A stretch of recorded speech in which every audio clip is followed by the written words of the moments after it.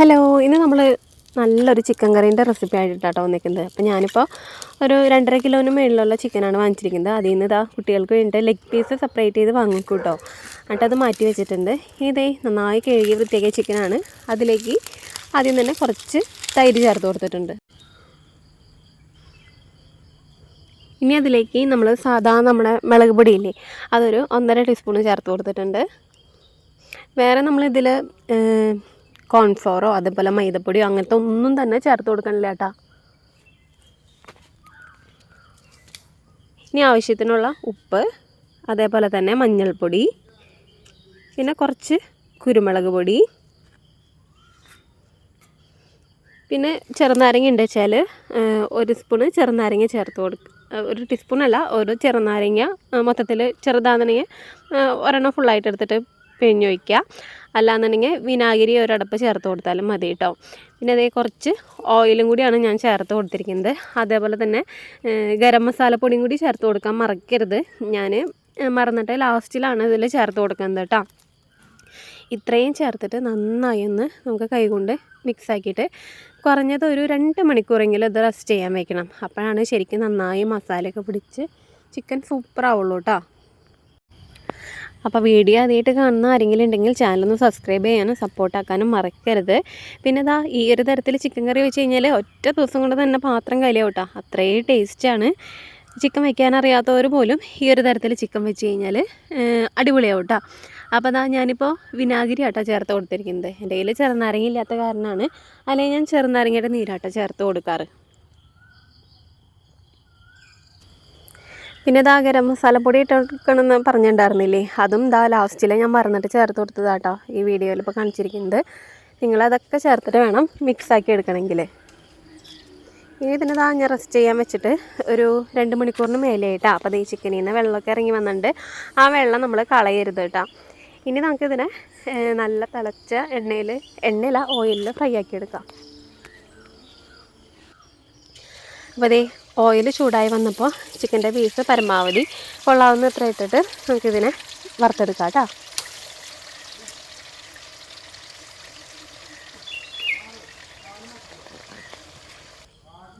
ഇനി നമ്മുടെ ചിക്കൻ ഏകദേശം ഒരു സൈഡ് ഫ്രൈ ആയിട്ടുണ്ട്.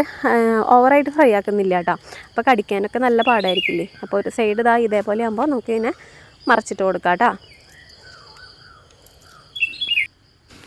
അങ്ങനെ നമ്മളെല്ലാത്തിനും മറിച്ചിട്ട് കൊടുത്തിട്ടുണ്ടായിരുന്നു. അപ്പോൾ 2 സൈഡും ഏകദേശം ഫ്രൈ ആയിട്ടുണ്ട്. ഇനി ഇതിനെ നമുക്ക് കോരി മാറ്റാം. പിന്നെ നിങ്ങൾ ചിക്കൻ ഫ്രൈക്ക് നല്ലൊരു കളർ വേണമെന്നുണ്ടെങ്കിൽ കുറച്ച് കാശ്മീരി ചില്ലിയും കൂടി ആഡ് ചെയ്ത് കൊടുത്തു കഴിഞ്ഞാൽ നല്ലൊരു കളറും കൂടി കിട്ടും കേട്ടോ. ഇനി നമ്മൾ രണ്ടാമത്തെ ട്രിപ്പും ഇതേപോലെ തന്നെ സെയിം ആയിട്ട് നമ്മൾ ഫ്രൈ ആക്കി എടുക്കുന്നുണ്ട് കേട്ടോ.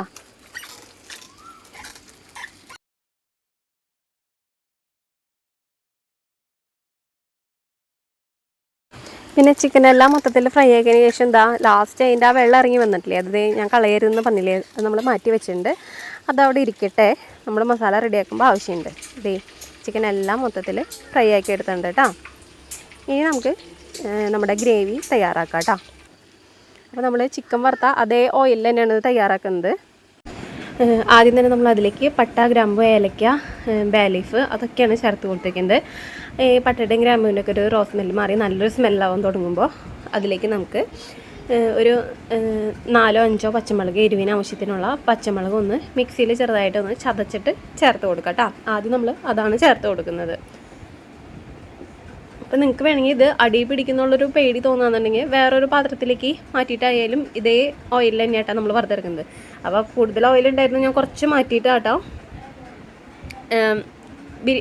ചിക്കനിക്കുള്ളത് മാത്രമായിട്ടാണ് എടുത്തിരിക്കുന്നത് കേട്ടോ. ഇതേ നമ്മൾ പച്ചമുളക് ചതച്ച് വെച്ചിട്ടുണ്ടായിരുന്നു, അതാണ് ചേർത്ത് കൊടുത്തിരിക്കുന്നത്. ഈ പച്ചമുളക് നന്നായി ഒന്ന് മൂപ്പിച്ചെടുക്കുക.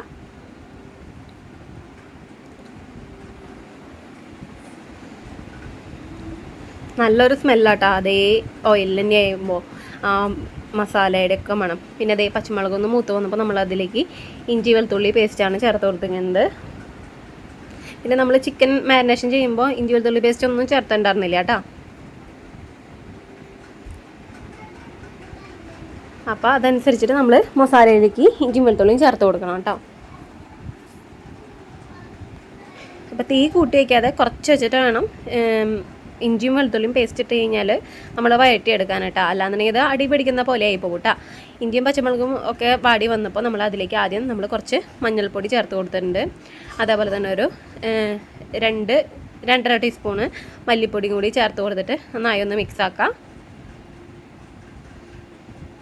മല്ലിപ്പൊടിയൊക്കെ ഇട്ട് ഒരു കുറച്ച് നേരം ഒന്ന് വഴറ്റിയതിന് ശേഷം ഇതിലേക്ക് നമ്മൾ കാശ്മീരി ചില്ലി ആട്ടോ ഇട്ട് കൊടുക്കുന്നത് കളറിന് വേണ്ടിയിട്ട്. മറ്റേ സാധാ മുളക് പൊടി നമ്മൾ ചേർത്ത് കൊടുക്കുന്നില്ല, അപ്പോൾ കുറച്ച് മാത്രമേ ചേർത്ത് കൊടുക്കുന്നുള്ളൂ. കാശ്മീരി ചില്ലി ആണെങ്കിലും ഇതിന് നൈസ് എരിവും ഉണ്ട് കേട്ടോ. അപ്പോൾ ഞാൻ കിച്ചൺ ട്രഷേഴ്സിൻ്റെ കാശ്മീരി ചില്ലിയാണ് എടുത്തേക്കുന്നത്. അതിന് നൈസായിട്ടൊരു എരിവും കൂടി ഉണ്ട് കേട്ടോ. അതാട്ടോ കുറച്ച് ചേർത്ത് കൊടുത്തേക്കുന്നത്. പിന്നെ നമ്മൾ പച്ചമുളകും കൂടി ചേർത്ത് കൊടുത്തിട്ടുണ്ടല്ലോ, അപ്പോൾ അത്യാവശ്യം നല്ല എരിവ് തന്നെയാവും. ഇനി നമ്മളിതിലേക്ക് കുരുമുളക് പൊടിയൊക്കെ ചേർത്ത് കൊടുക്കും. അപ്പോൾ ബാക്കി എരിവ് പോരാന്ന് തോന്നാന്ന് വെച്ചാൽ കുരുമുളക് പൊടി ആട്ടോ മൊത്തത്തിൽ നമ്മൾ ഇനി ചേർക്കാം. ഇനി അപ്പോൾ അതാ മുളക് പൊടിയൊക്കെ ഇട്ട് വഴറ്റിയതിന് ശേഷം ഇതിലേക്ക് 2 തക്കാളിയാണ് ചേർത്ത് കൊടുത്തേക്കുന്നത്. അപ്പോൾ അത്യാവശ്യം നല്ല വലിപ്പമുള്ള തക്കാളിയാണെന്നുണ്ടെങ്കിൽ ഒരു 1.5 തക്കാളിയൊക്കെ മതി. ഇത് ചെറുതായ കാരണാട്ടോ ഞാൻ 2 എടുത്തിരിക്കുന്നത്. ഇനി ആ തക്കാളിയൊക്കെ വെന്ത് നന്നായി ഉടഞ്ഞു വരണം. ഇനിയിപ്പോൾ തക്കാളി ഒന്ന് നന്നായി വേവാനായിട്ട് നമ്മൾ നേരത്തെ കുറച്ച് ഉപ്പിട്ട് കൊടുക്കുക. അതേപോലെ തന്നെ ചിക്കൻ്റെ വെള്ളമില്ലേ, നമ്മൾ മസാല തേച്ച് വെച്ചിട്ടുണ്ടായിരുന്ന വെള്ളം, ആ വെള്ളം കൂടി നമുക്ക് ഇതിലേക്ക് ഈ ഒരു സമയത്ത് ചേർത്ത് കൊടുക്കാം കേട്ടോ. ആ വെള്ളത്തിലൊക്കെ കിടന്ന് നമ്മുടെ തക്കാളി നന്നായി വെന്ത് ഉടഞ്ഞു വന്നോളും. മൊത്തത്തിൽ ആ ഗ്രേവി നമ്മളിതിലേക്ക് ഒഴിച്ച് കൊടുക്കുന്നുണ്ട്. അപ്പോൾ ഇതിലും നൈസായിട്ട് എരിവ് ഉണ്ടാവും. അതാണ് പിന്നെ നമ്മൾ സാധാ മുളക് പൊടി ചേർക്കാത്തത്. അപ്പോൾ എരിവ് ഉണ്ടാവില്ല എന്ന് ആരും വിചാരിക്കണ്ട. ഇനി ഇതാ ഇതിലേക്ക് അധികം പുളിയില്ലാത്ത തൈരില്ലേ കുറച്ച് ചേർത്ത് കൊടുത്തിട്ടുണ്ട്. നമ്മളെടുക്കുന്ന ചിക്കൻ്റെ അളവിനനുസരിച്ച് ഇതിൽ കൂടുതലും കുറവൊക്കെ നിങ്ങൾ ഓരോ കാര്യങ്ങൾ ചേർത്ത് കൊടുക്കുക കേട്ടോ. നല്ല ടേസ്റ്റ് ആട്ടോ ഈ ഗ്രേവിനെ കഴിക്കാനായിട്ട്. നല്ല സ്മെല്ലാണ് വരുന്നത്. എന്നും ഒരേ തരത്തിൽ വയ്ക്കാതെ ഇടയ്ക്ക് നമ്മൾ വേറെ തരത്തിലൊക്കെ വയ്ക്കാം. അപ്പോൾ അതാ ഈ ഗ്രേവി കണ്ടോ നന്നായി വഴലാനായിട്ട് ഞാനൊന്ന് മൂടി വെച്ച് കൊടുത്തിട്ടുണ്ട്. ഇതാ കുറച്ച് കഴിഞ്ഞ് നമ്മൾ തുറന്ന് നോക്കിയിട്ടുണ്ട്. ഇത് ഇടയ്ക്കൊന്ന് ഇളക്കി കൊടുക്കണം, അല്ലാന്ന് വെച്ചാൽ അടിയിൽ പിടിക്കില്ല. ഇത് തക്കാളിയൊക്കെ ഏകദേശം വെന്ത് വന്നിട്ടുണ്ട്. ഇനി ഇതാ നമ്മൾ ഈ കയ്യിൽ വെച്ച് കൂടി ഇങ്ങനെ ഒന്ന് ഉടച്ചു കൊടുക്കുമ്പോൾ മൊത്തത്തിൽ അങ്ങോട്ട് തക്കാളി അങ്ങോട്ട് ഉടഞ്ഞ് വന്നോളൂ കേട്ടോ. തക്കാളി പെട്ടെന്ന് തന്നെ കുക്കായി വന്നോളൂല്ലോ.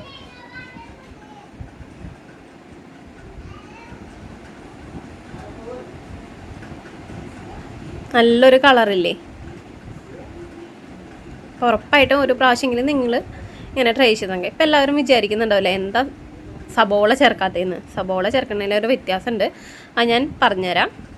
ഇനി ഇതാ നമ്മളിതിലേക്ക് 1 ടീസ്പൂണ് ടൊമാറ്റോ സോസ് ഇല്ലേ അതാട്ടാ ചേർത്ത് കൊടുത്തേക്കുന്നത്. ടൊമാറ്റോ സോസ് ചേർത്തതിന് ശേഷം കുറച്ചും കൂടി സമയം നമ്മളിതിനൊന്ന് അടച്ചിട്ടൊക്കെ ഒന്ന് വഴറ്റി കൊടുക്കുന്നുണ്ട് കേട്ടോ. ഇനി ഇതാ നമ്മുടെ മസാലയൊക്കെ നന്നായി വഴണ്ട് വന്നപ്പോൾ അതിലേക്ക് ഇതാണ് സബോളയുടെ ട്രിക്ക്. വറുത്ത് വെച്ച സബോളയുടെ നമ്മൾ ബിരിയാണിയിലൊക്കെ വറുത്തിടില്ലേ സബോള, അതേപോലെ വറുത്തെടുത്ത സബോളയാണ് കേട്ടോ. അതാണ് ഇതിലേക്ക് ചേർത്ത് കൊടുത്തിരിക്കുന്നത്. അപ്പോൾ ഒരു 4 സബോളെങ്കിലും നമ്മൾ എടുത്തിട്ടുണ്ടാവും കേട്ടോ.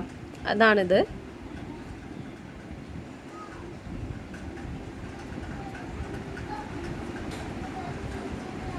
ഇനി ആ സവോളയും മസാലയിൽ കിടന്നൊന്ന് കുതിർന്ന് ഇതായിട്ട് വരട്ടെ. സവോള ഞാൻ മുന്നേ വറുത്ത് വെച്ചിട്ടുണ്ടായിരുന്നു കേട്ടോ. കഴിഞ്ഞ പ്രാവശ്യം ചിക്കൻ വെച്ചപ്പോൾ ഈ ഒരു തരത്തിലാണ് വെച്ചത്. അപ്പോൾ എനിക്ക് ഒത്തിരി ഇഷ്ടമായി, ഇവിടെയുള്ള എല്ലാവർക്കും ഇഷ്ടപ്പെട്ടു കേട്ടോ. അപ്പോൾ നിങ്ങളായിട്ടൊന്ന് ഷെയർ ചെയ്യാമെന്ന് വിചാരിച്ചു. അപ്പോൾ സവോള നമ്മൾ ഫ്രൈ ആക്കിയിട്ട് ഫ്രീസറിൽ സ്റ്റോർ ചെയ്ത് വെച്ചിട്ടുണ്ടായിരുന്നതാണ്. പിന്നെ അതേ ഗരം മസാലപ്പൊടി കേട്ടോ ചേർത്ത് കൊടുത്തേക്കുന്നത്. ഇനി ഇതാ ഇതിലേക്ക് നമ്മൾ കുറച്ച് മല്ലിയിലയും അതേപോലെ തന്നെ പുതിനയിലയും കൂടി അരിഞ്ഞു വെച്ചതാണ് ചേർത്ത് കൊടുത്തേക്കുന്നത്. ചിക്കനിലേക്ക് ആകുമ്പോൾ പുതിനയിലയും കൂടി ചേർക്കുമ്പോൾ നല്ലൊരു ടേസ്റ്റ് ആട്ടോ. മല്ലിയില മാത്രമല്ല പുതിനയും കൂടി ആഡ് ചെയ്ത് കഴിഞ്ഞാൽ നല്ലതായിരിക്കും.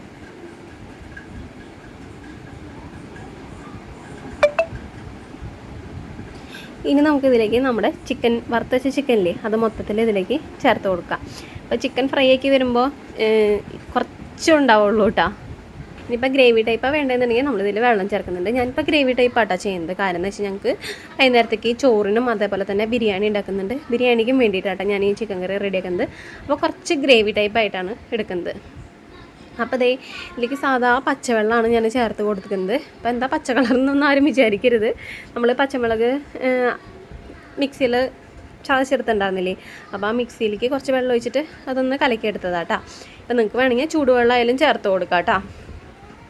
ഇനി ഇതൊന്ന് തിളച്ച് വരട്ടെ. അപ്പോൾ കുറച്ച് നേരം ഇതിനൊന്ന് മൂടി വയ്ക്കുക. അപ്പോഴേക്കും നമ്മുടെ ചിക്കനൊക്കെ ഒന്ന് കുതിർന്ന് ഒന്നും കൂടി ഒന്ന് കുക്കായി വരും കേട്ടോ.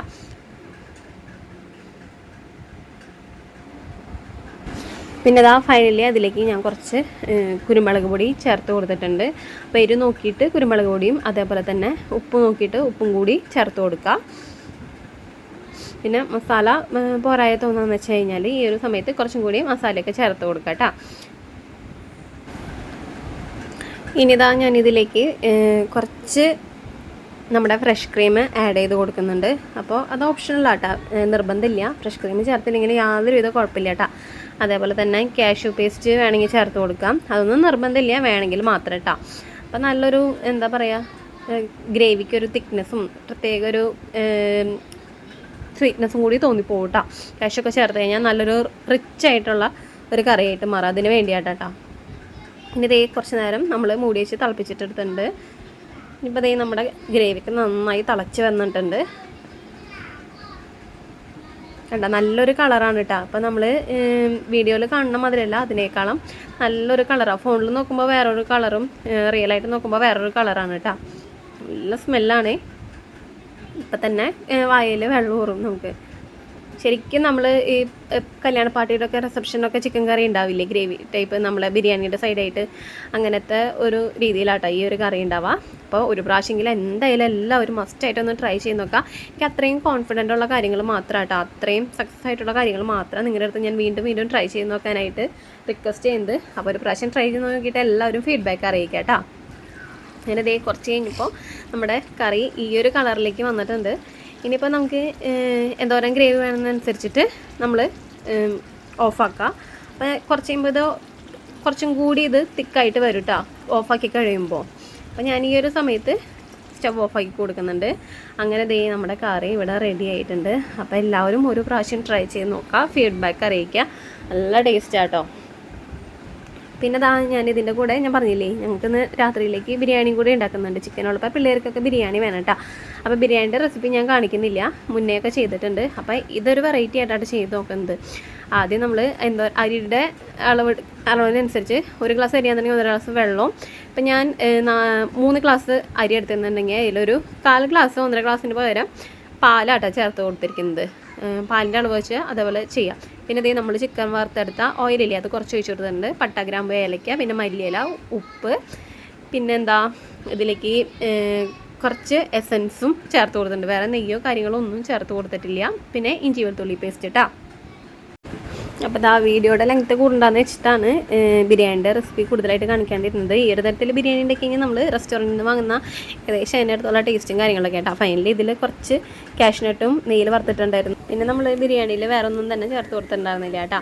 അണ്ടിപ്പരിപ്പ് മുന്തിരി മാത്രം നെയ്യിൽ വറുത്തിട്ടാണ് ചെയ്ത്. വേണമെങ്കിൽ കുറച്ചും കൂടി മസാലയും കൂടി വേണമെങ്കിൽ ആ നെയ്യിലേക്ക് മസാലപ്പൊടി ഇല്ലേ അതും കൂടി ചേർത്തിട്ട് മിക്സാക്കി